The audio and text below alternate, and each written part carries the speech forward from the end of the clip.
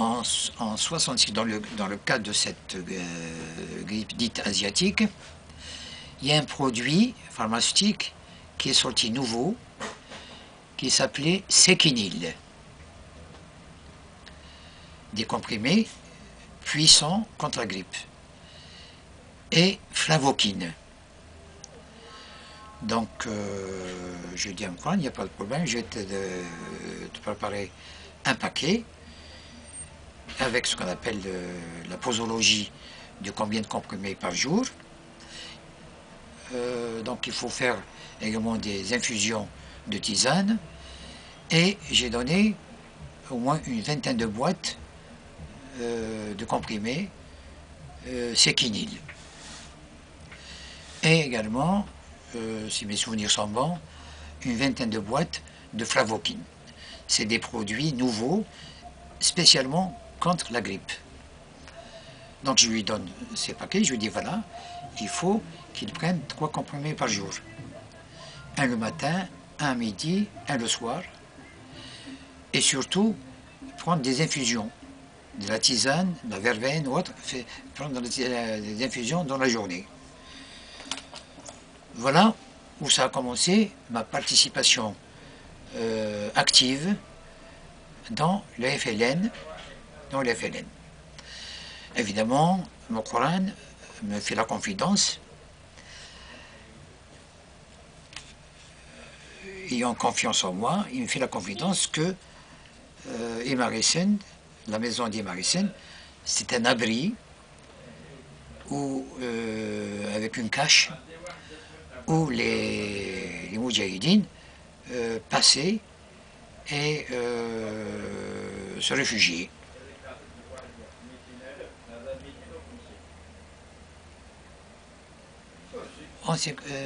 Attendez, en 56, c'est le camp de la Somme, même 56, quoi. Oui. Bon. Et l'événement en 1956, l'événement, ce qu'on appelle du congrès de la Soumam. Et la structuration, la logistique, elle était devenue performante. Pas très profonde, mais performante. Elle commençait à... Il y a ce qu'on appelle des sections de à se Moudjahidine formaliser, oui. qui faisaient le tour entre Rjaouna, Rjaouna, Tesht, Imarissen, Harouza, la route pour aller, le chemin de Maki pour aller à Hasnawa, Bouhinoun, etc., etc. Donc c'était... Et il y avait, j'ai fait la connaissance du premier commissaire politique de l'époque, Mouhadoul Hajj Mellata. Mouhadoul Hajj, il s'appelle Mouhadoul Hajj, nom de famille Mellata, d'un certain âge quand même. Il avait ce qu'on appelle au moins 50 ans. C'est le premier commissaire politique du secteur. Il est de quel village? Il est de Tizi Ouzou. Il était propriétaire du hammam. Il était propriétaire du hammam de Tizi Ouzou. D'un hammam, un bain mort, quoi. Un bain mort. Et je l'ai connu, moi, parce que, comme par hasard, chaque samedi, j'allais au hammam. Et je le rencontrais. C'est lui le patron de la propriété du hammam. Et vous aviez quel âge à cette époque-là? 20 ans. J'avais 20 ans. Donc j'allais chaque samedi dans son hammam pour me laver, etc.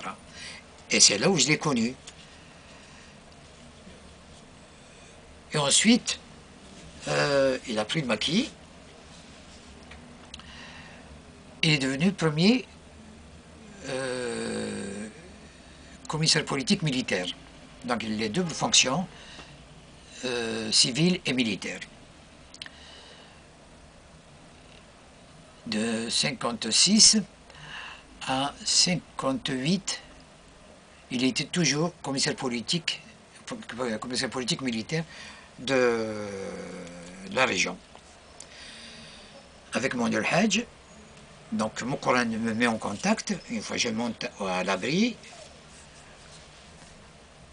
c'était au mois de mars, avril, comme ça, et je l'ai rencontré là-bas.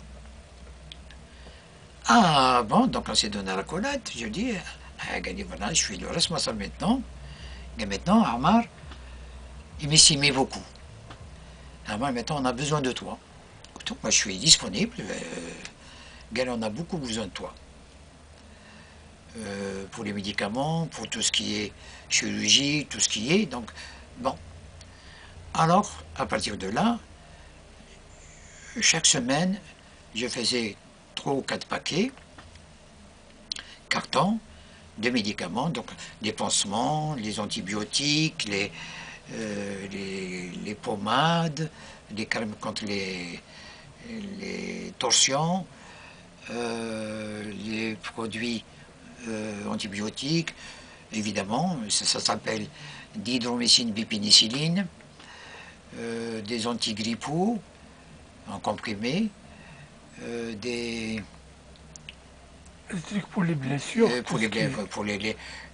il y a un produit miraculeux de l'époque, il s'appelait Exocetoplix, c'est une poudre qui cicatrise les cicatrices et fait protection contre les infections de blessures, etc.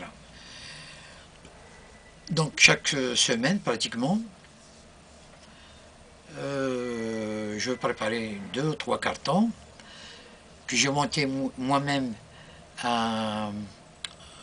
que je mettais moi-même dans la voiture. Évidemment, à l'époque, j'avais une Simca Moleri. Je mettais dedans et je montais jusqu'à la limite de la tribu dite indigène. Ensuite, il y avait ce qu'on appelle la huilerie. Il y avait une huilerie qui s'appelle de Handi Hamded. Donc on se donnait rendez-vous là-bas. Et de là, il le prenait à dos de... Il les portait sur le dos pour monter jusqu'à Imarissen, distant de plus ou moins 1 kilomètre, par des chemins piétonniers. Et ces produits étaient stockés dans le refuge d'Asma Moukran et Wardia, sa femme, qui est ma sœur. Pratiquement depuis 56, pratiquement je montais 1 fois par semaine au refuge. Et là, le patron ne se doutait de rien. Non, alors, ensuite on revient chez Musso. Alors, donc au refuge, je rencontrais beaucoup de maquisards, des éléments de la Hélène que je connaissais bien. Vous pouvez citer les noms? Dekri, Mahbou Farache, Amar Charlot, Mustfawi, Lagarab, enfin, il y a une dizaine qui tournaient, ces éléments tournaient entre Hasnaoua, Rajaouna, Techt et Marissen. C'était les premiers de la Et il y a le passage également par Bokhalfa, par Tel Alam, pour aller au bois de Fali, etc. Ils faisaient ce qu'on appelle la tournée du secteur. Et pratiquement, chaque semaine,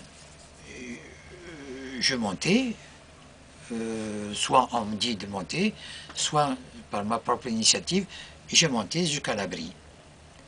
On discutait, etc., etc.